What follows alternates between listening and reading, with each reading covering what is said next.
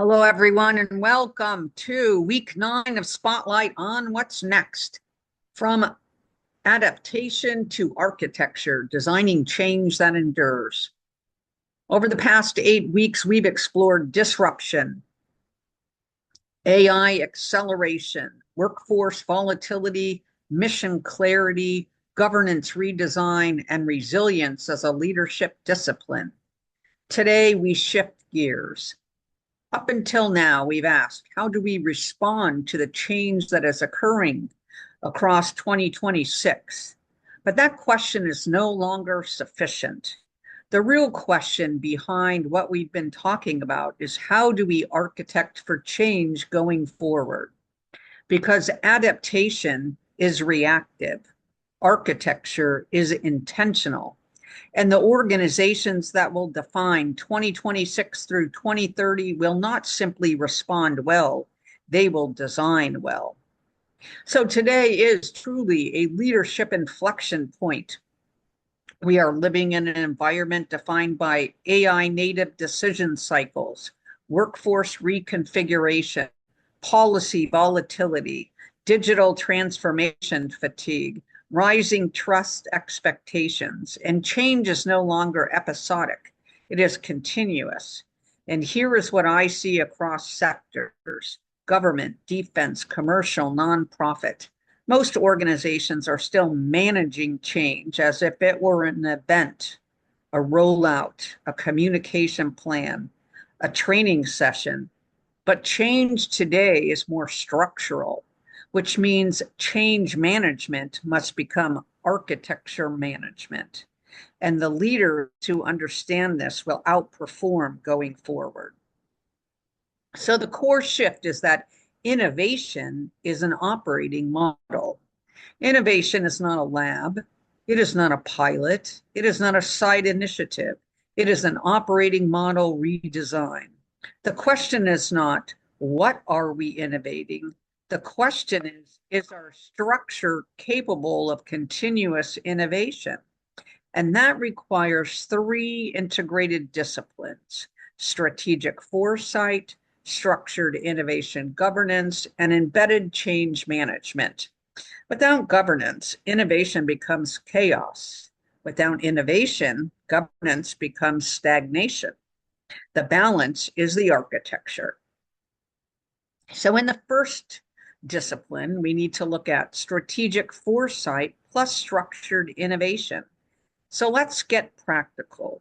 In 2026, structured innovation requires outcome-based strategic planning, portfolio prioritization discipline, AI-enabled scenario modeling, clear investment thresholds, and risk-integrated governance.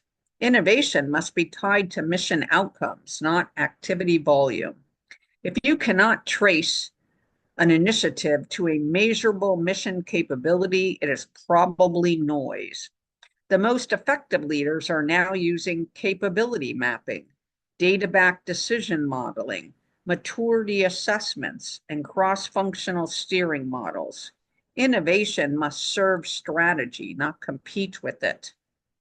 In discipline 2,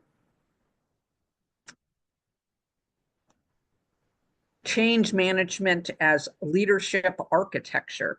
Change management can no longer be delegated. It is not just a communications exercise, it is a leadership discipline.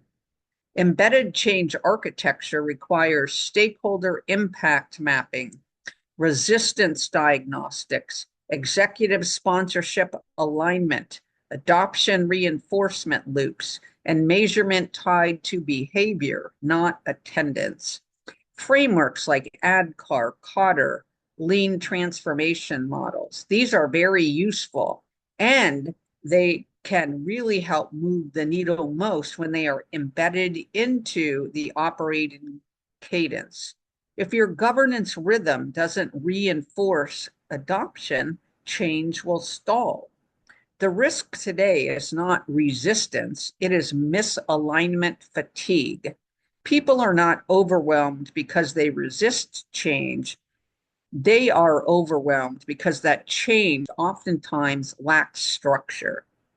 bringing us to discipline 3, the capability-based transformation.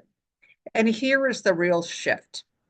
High-performing organizations are no longer asking, what project are we launching?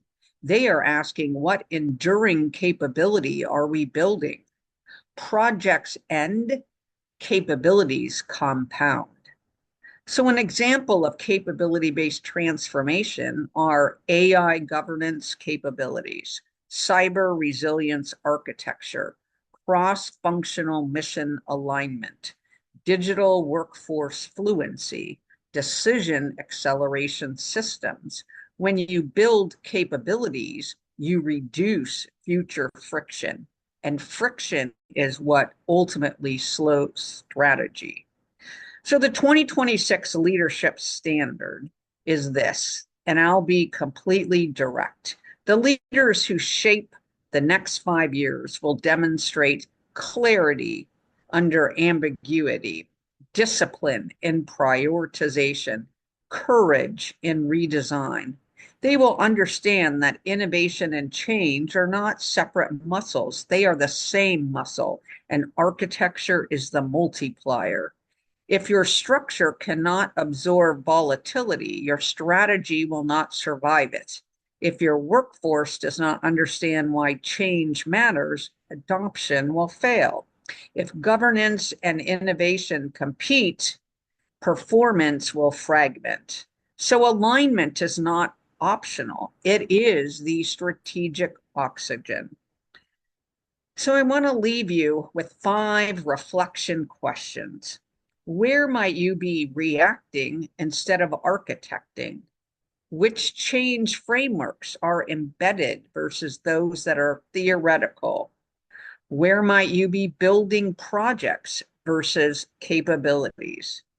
Is innovation integrated into your governance lifecycle, or is it competing with it?